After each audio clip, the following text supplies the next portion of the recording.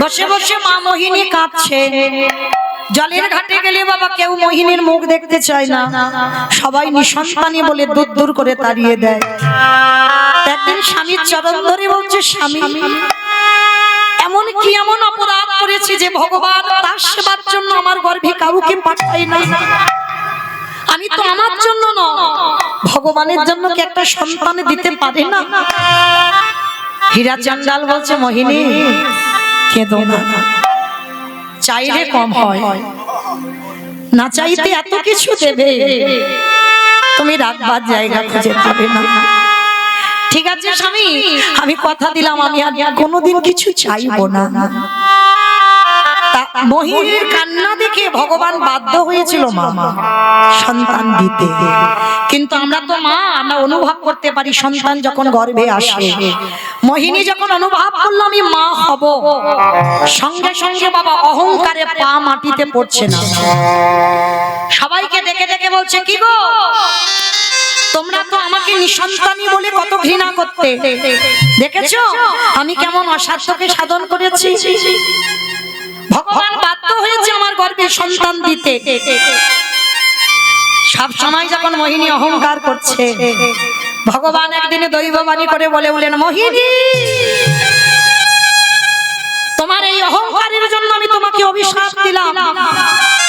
সন্তানের জন্ম তুমি দেবে, সন্তানের মা তুমি হবে, কিন্তু মনে রেখো সন্তানের মুখ কোনোদিন তুমি দর্শন করতে পারবে না।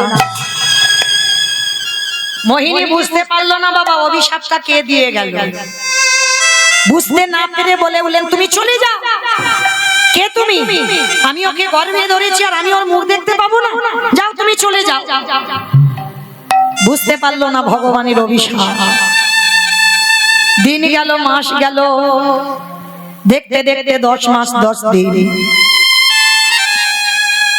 এত অভাব দিল ভগবান, এত সংসারে কষ্ট দিল। 3 দিন হয়ে গেল মোহিনী কিছু খেতে পাচ্ছে না, গর্ভবতী মা। স্বামীর কাছে গিয়ে বলছে, স্বামী দাও না, বড্ড খিদে পেয়েছে, 3 দিন হয়ে গেল কিছু খেতে পাইনি, কিছু খাবার এনে দেবে?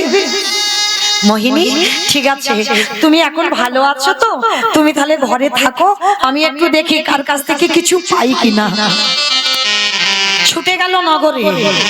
আর যখন স্ত্রীর জন্য খাবার আনতে গেল, ভগবান পবনদেবকে ডাক দিল, পবনদেব, বরুণদেব, ইন্দ্রদেব, তোমরা এমন করে ঝড় বৃষ্টি তোলো যে ঝড় বৃষ্টিতে যেন হীরা চন্ডাল আর ফিরতে না পারে। তবে দেখবে আমার ভক্তের অঙ্গে যেন আঘাত না লাগে। সঙ্গে সঙ্গে বাবা পরিষ্কার আকাশ মেঘাচ্ছন্ন হয়ে গেল, মুহুর মুহুর বর্ষপাত, ঝড় বৃষ্টি উঠেছে। আর হীরা চন্ডাল যা চাল ডাল পেয়েছে, এত বৃষ্টি আর ফিরতে পারছে না, একটা গাছের তলায় দাঁড়িয়ে আছে।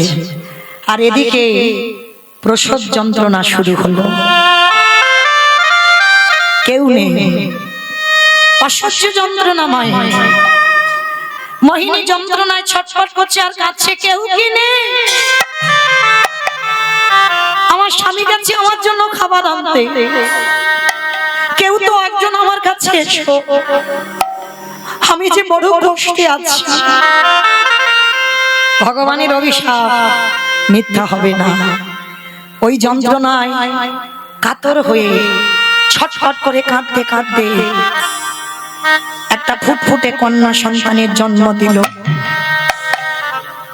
মেয়েটার জন্ম হলো ভগবানের দৈববাণী মতো, মেয়েটার মুখ দর্শন হলো না। জন্ম দিয়েই মোহিনী চিরজনমের মতো চলে গেল। হীরা চন্ডাল জানে না, আর যেই স্ত্রী মরে গেল, মেয়েটার জন্ম দিয়ে আকাশে ঝড় বৃষ্টি সব থেমে গেল। হীরা চন্ডাল মনে মনে ভাবছে, কি এক্ষুনি এত ঝড় বৃষ্টি হচ্ছিল, সব থেমে গেল কি করে? ঠিক আছে, তাড়াতাড়ি করে ওই চাল ডালটা নিয়ে ছুটতে ছুটতে আসছে। তাল পাতার দরজা তো, ডাকছে, মোহিনী মোহিনী বাড়িতে আছো? তোমাকে তো রেখে গেলাম, ভালো সাড়া দিচ্ছ না কেন? তালপাতার করে ঘর যেই না ধাক্কা দিয়েছে খুলে গেছে, গিয়ে দেখে না মা আমার শয়নে আছে, পাশে একটা ছোট্ট ফুটফুটে কন্যা সন্তান খেলছে। হীরা চন্ডাল কোনোদিন তো বাবা বলা ধন দেখেনি, মেয়েটাকে তাড়াতাড়ি করে বুকে তুলে নিয়েছে, নিয়ে বলছে ও মোহিনী, মোহিনী তুমি বলেছিলে না তোমার একটা কন্যা সন্তান হবে, দেখো ঠিক তোমার মতো দেখতে হয়েছে, তুমি একবার তাকিয়ে দেখো আমার দিকে। কিন্তু তুমি তো কোনোদিন এত ঘুমিয়ে থাকো না, চুপচাপ আছো কেন মোহিনী? যেই না অঙ্গটা স্পর্শ করছে, অনেকক্ষণ আগে প্রাণটা চলে গেছে, দেহটা শীতল, নাসিকায় হাত দিয়ে দেখছে নিঃশ্বাস পড়ছে না। যখনই নিঃশ্বাস পড়ছে না, মেয়েটাকে বুকে নিয়ে ডাক দিল মোহিনী, মোহিনী। এটা তুমি কি করে পারলে? আমি সন্তান চেয়েছিলাম, আমি চেয়েছিলাম কিন্তু একবারও তো ভগবানের কাছে বলিনি আমার সব কেড়ে নিয়ে তুমি সন্তান দাও। সব যদি কেড়ে নেবে, কে বলেছিল আমাকে এমন সুখের সংসারের মুখ দেখাতে? কে বলেছিল তোমাকে আমার এই সুখের সংসার দিতে?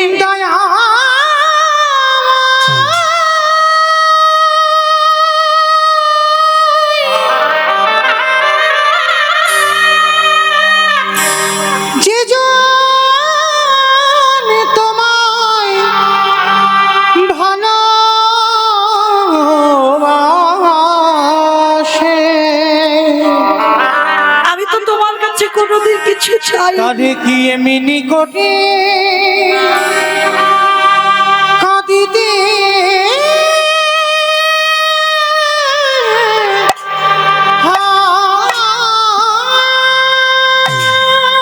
ফিরিয়ে দাও তুমি আমার সুখের সংসার। আমি সুখের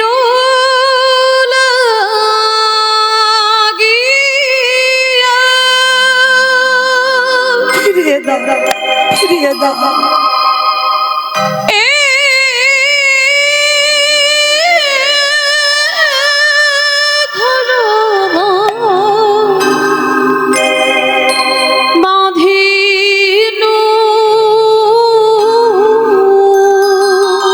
কিসের জন্য তুমি আমার সব অন্ধকার করে দিলে?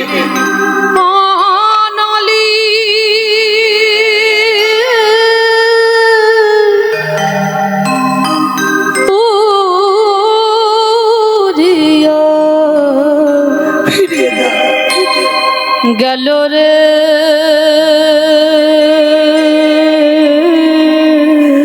আমি তো তোমার কাছে রাত সুখ কোনোদিন কিছু চাইনি, কিছু চাইনি। অনলে পরে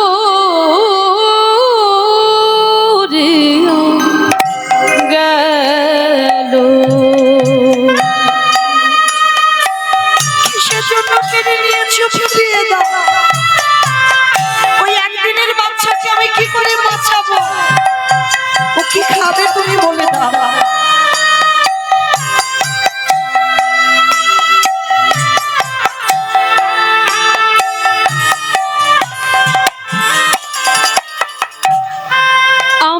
আমিও সাগরে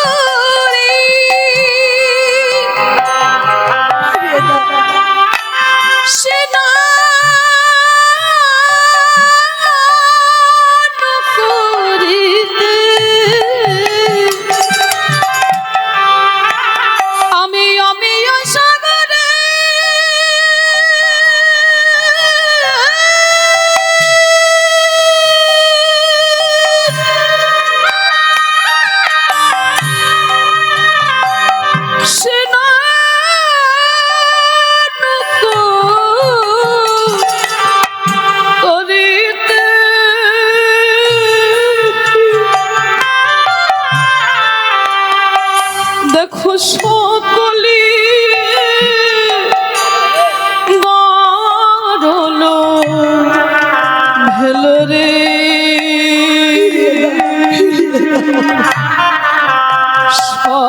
কলি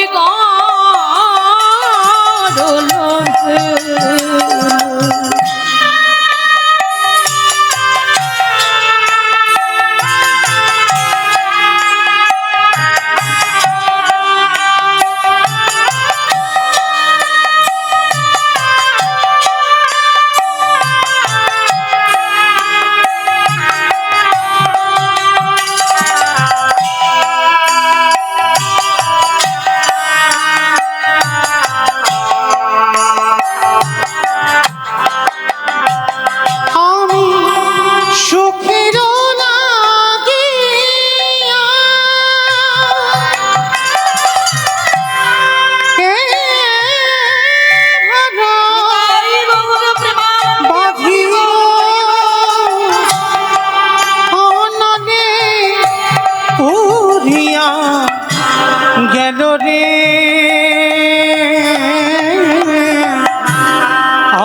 নদী পুরিয়া গেল আমি সাগর সেচে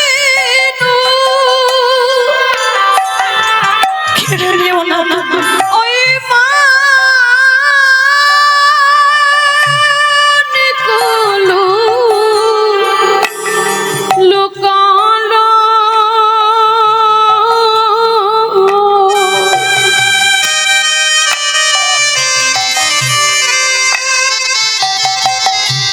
এই অভাগিনী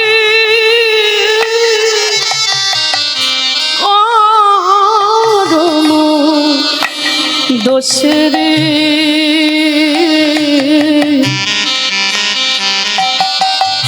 এই অভাগিনীর করম দোষে আমি সুখের লাগিয়া বিধির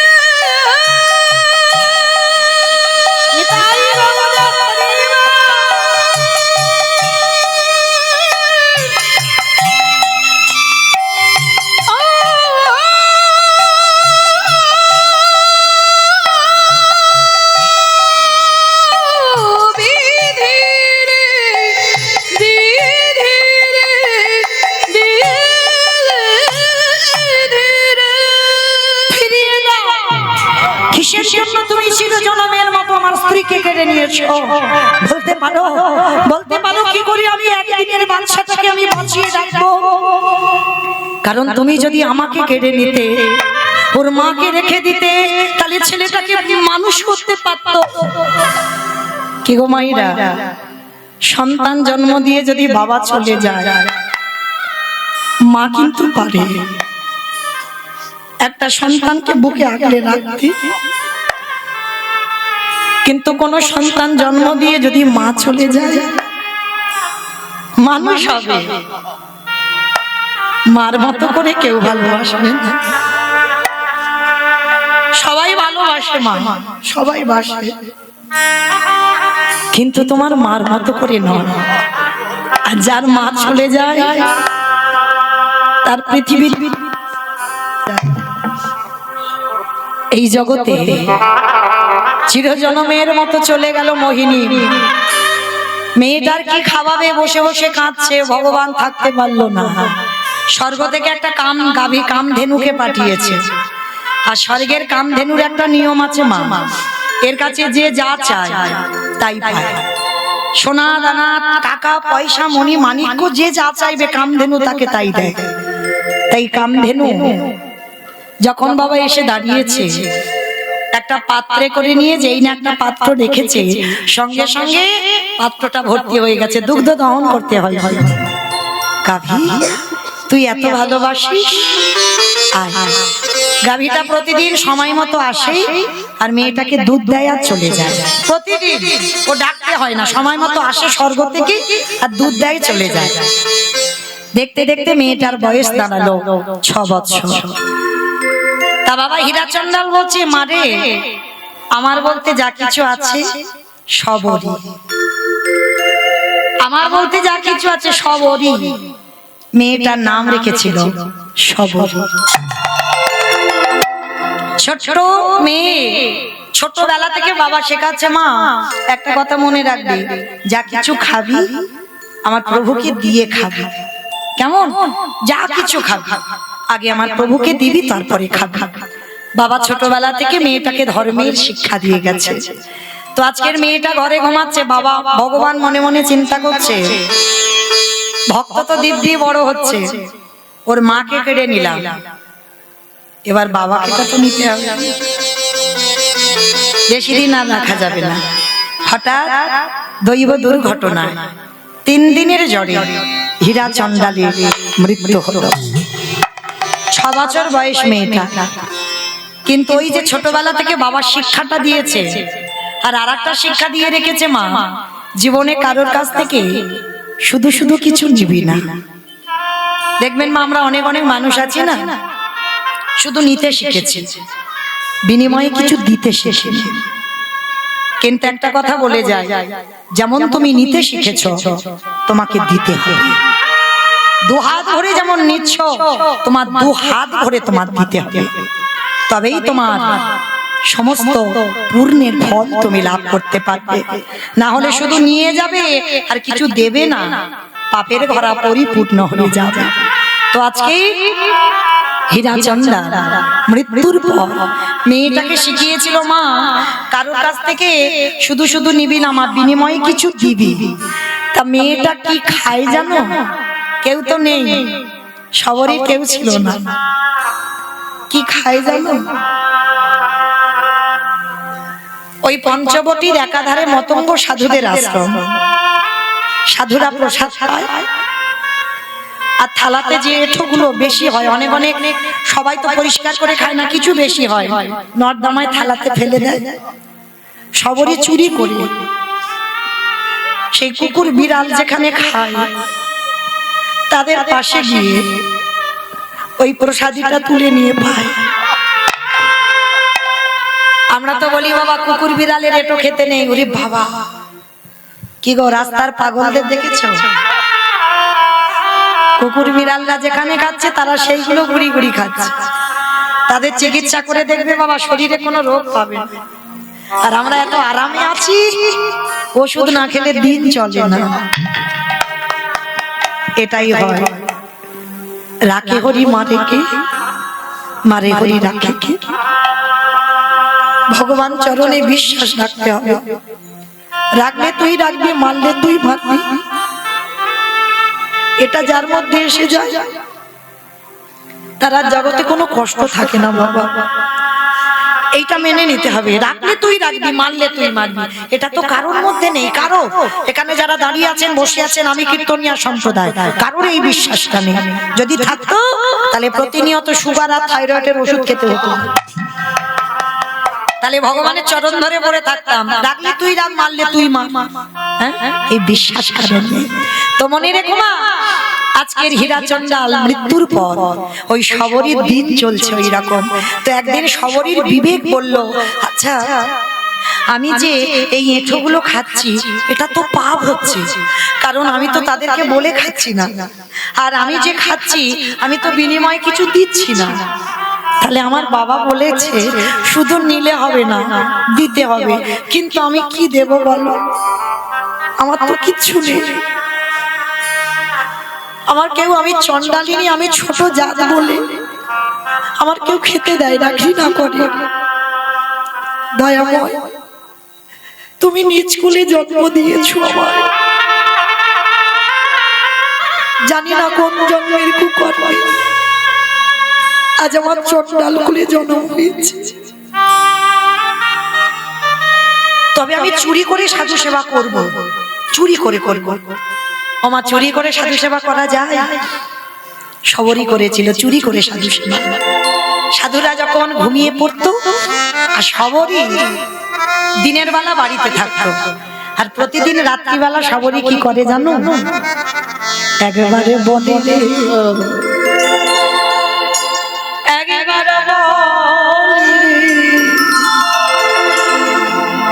একেবারে বলে রে আমার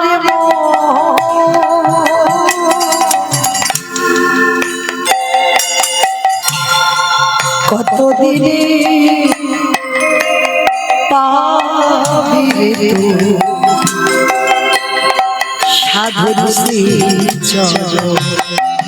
একবারে বলে রে, একবারে বলে রে, বলে রে আমার মন কতদিনে পাবি রে তুই সাধুর শ্রীচরণ। ওরে কতদিনে পাবি রে তুই ওরে সাধুর ওরে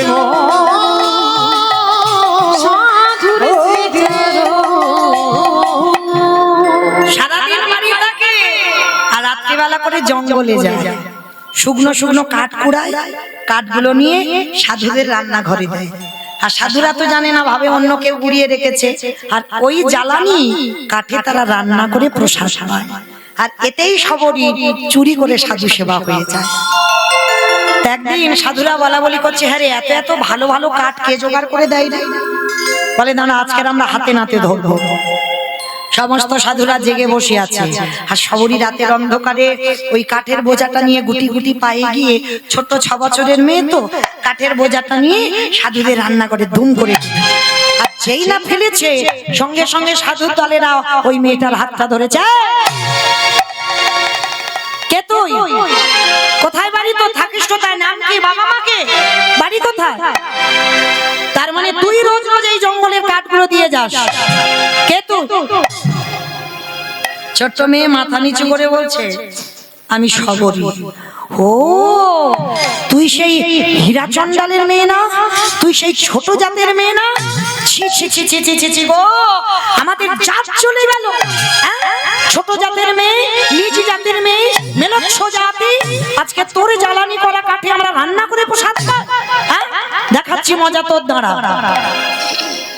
সবরী মাথা নিচু করে হাত জোড়ো করে বলছে, বাবা ঠাকুর, তোমরা যে এত করে আমাকে বলছো আমি ছোট জাত ছোট জাত ছোট জাত, আচ্ছা আমার ভগবান তো কোনোদিন জাত জাত করেনি। আমার ভগবান তো বলেছে, মুচি হয়ে সুচি হয় যদি কৃষ্ণ ভজে, সুচি হয়ে মুচি হয় যদি কৃষ্ণ তজ। আমি ছোট জাত তো কি হয়েছে? আমার কি অধিকার নেই আমি ভগবানের ভালোবাসতে পারি না? ছোট্ট মেয়েটার কথা শুনে বলছে, এইটুকু মেয়ে তোর কাছ থেকে আমরা জ্ঞান অর্জন করবো? দেখাচ্ছি মজা দাঁড়া। ওই জ্বালানি কাঠ টেনে নিয়ে সবরীকে মারছে, দূর হয়ে যা, বেরিয়ে যা, দয়ামা।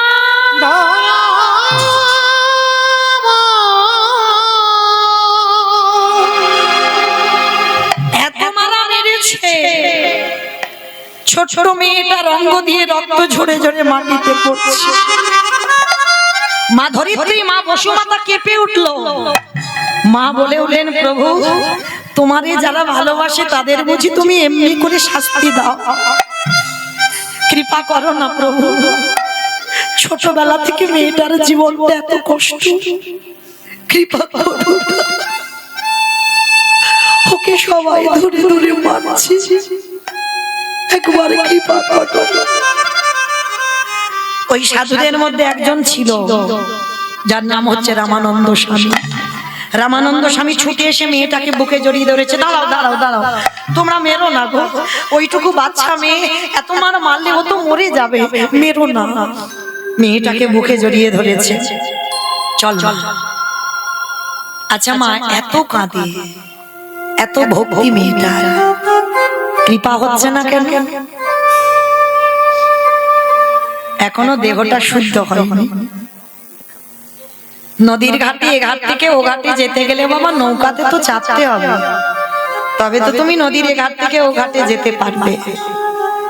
আর আমাদের এই ভব নদীটা পার হতে গেলে, সংসার রূপ সমুদ্র পাড়ি দিতে গেলে আমাদেরও তো গুরুচরণ ধরতে হবে। গুরুরূপী কান্ডারিকে আশ্রয় করো, তারপরে তুমি সংসার নদী পার হয়ে তবে তুমি গোবিন্দ চরণে যেতে পারবে। যারা ধরণী গুরুচরণ, অবশ্যই করি গুরু আশ্রয় করো। গুরুদেব দেহ শুদ্ধ করলে তবে তুমি পরমাত্মা রূপী ভগবানের দর্শন পাবে। গুরুপাদ পদ্ম হৃদয় ধরে ভজন করতে হবে। সবরই এত কাঁদে, কৃপা হয় না কেন? দীক্ষা হয়নি। রামানন্দ স্বামী সবরীর গুরুদেব ছিল। রামানন্দ স্বামী বলছে, এই মা সবরী আয়, আজকে আমি তোকে রাম মন্ত্রে দীক্ষা দেব।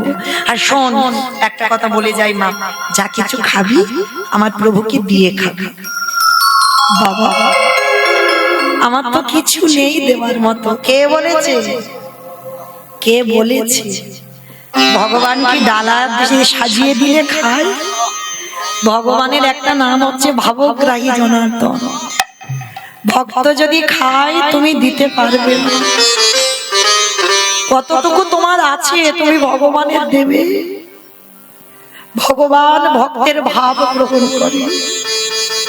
কে কি দিল আমি দেখি নাই গো, কে সোনার থালাই দিল না রূপোর থালাই দিল আমি দেখি। সে আমার নয়ন জলে প্রেম ভরে দিল কিনা, ভক্তি ভরে দিল কিনা, আমি সেইটুকু গ্রহণ। হরি বল, হরি বল। হে নয়মা, তুমি তো জানো না এই জগৎ সংসার মাঝে যদি কেউ প্রেমে ভক্তি ভালোবাসা দিয়ে দিতে পারে, আমার ভগবান সেই ভক্তের ছুটে আসে। হে নয়মা,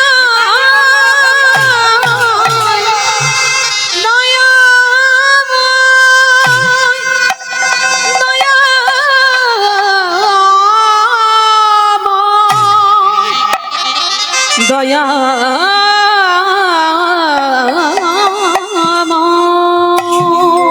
রামমন্ত্র দীক্ষা দিল সবরীর। দীক্ষা হয়ে গেল। দীক্ষার পরে দিন গেল, মাস গেল, বছরে গেল, দিনে দিনে সবরী বড় হলো। আর বসে বসে ওই নয়ন জলে কাঁদে। নয়ন জলে কাঁদে আর বলে, দয়াময় একবার কৃপা করে দেখা দাও, কৃপা করে দর্শন দাও। ভুলি গৃহ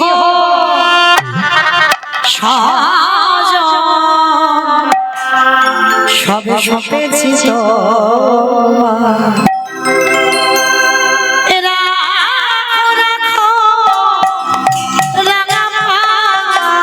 ওহে দয়াময়, রাখো রাখো রাঙা পায়। সংসারে মরুভূমি নাহি তর ছায়া, না নীলা দশা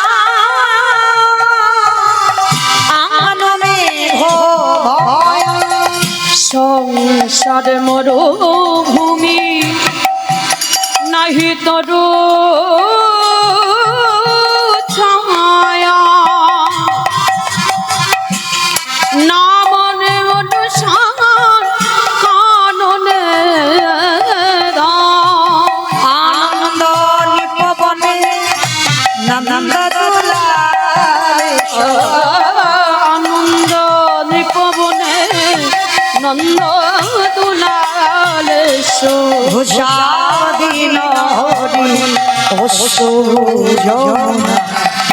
রাখো রাখো রাঙা পায়, ওহে দয়াময়, রাখো রাখো রাঙা পায়, ওহে দয়াময়, রাখো রাখো রাঙা পায়। সবরী প্রত্যেক দিন নয়ন জলে মুখ ভাসিয়ে কাঁদে আর বলে, প্রভু ওই একটা একটা করে ফল পারে, একটু করে খায়, যেটা টক যেটা তিতো সেটা ফেলে দেয়, সেটা নিজে খেয়ে নেয়।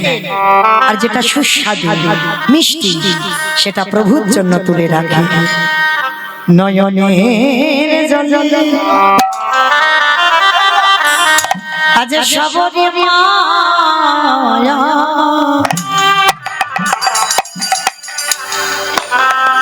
কাঁদিয়া বলি রামে দয়ামা,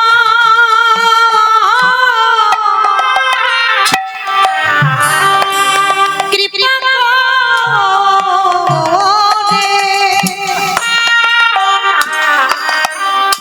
একেবারে কৃপা করে তুমি আমার দুবারে এসে ওগো দয়াল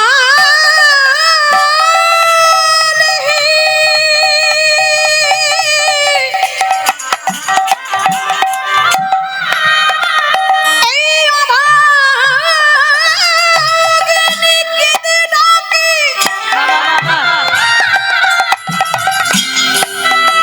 এই অভাগিনীর নয়নে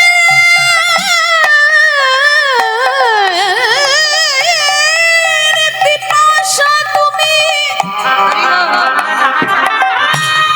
একেবারে দর্শন দিই, এই নয়নের পিপাসা দূর করো।